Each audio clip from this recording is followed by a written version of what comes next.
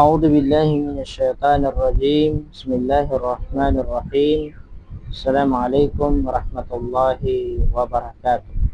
Mga minamahal na kapatid sa pananampalatayang Islam, malapit na po matapos ang buwan ng Ramadan.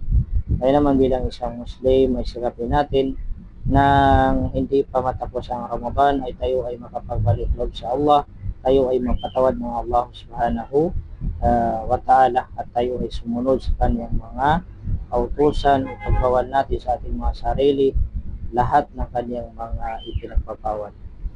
Alam natin na ang khamr o ang nakalalasing, no? Ito po ay matinding pinagbabawal ng Allah subhanahu wa ta'ala sa kanyang mga alipin.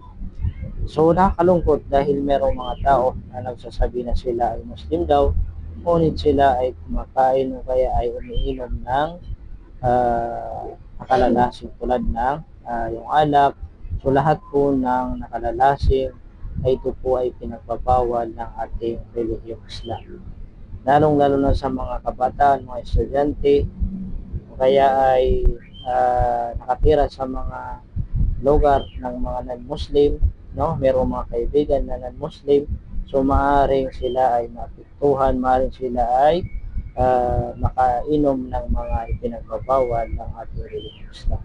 Yan naman bilang isang Muslim, halimbawa kung ikaw ay nakatira sa lugar ng mga non-Muslim, ay sikapin mo po na makalipat ka doon sa lugar ng mga Muslim, no, para gumawa ng mga pagsamba sa Allah subhanahu wa ta'ala, mga kapatid sa Islam.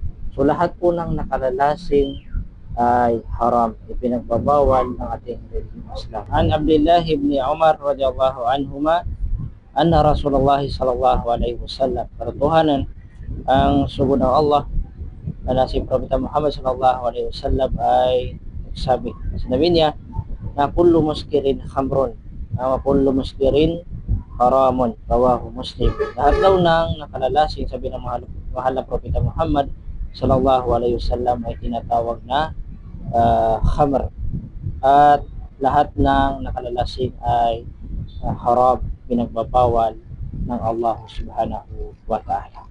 Kaya naman bilang isang Muslim ay wag kang uminom ng alak, no? Kahit anong klaseng alak yan, mga kapatid sa Islam, basta nakakalasing ay matindi, malaking kasalanan kapag tayo ay uminom dyan. Kaya naman bilang isang Muslim ay sikapin natin na ngayong buwan ng Ramadan na lahat ng ating mga gawain na mga mungkarat, mga masasama, ay itakwil natin, iwan natin.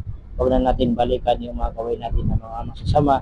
Tayo ay tunay na magbalik loob sa Allah subhanahu wa ta'ala, dahil ang tunay na tagumpay, mga kapatid sa Islam, ay tayo ay makapasok ng paraisong Allah. Assalamualaikum warahmatullahi wabarakatuh.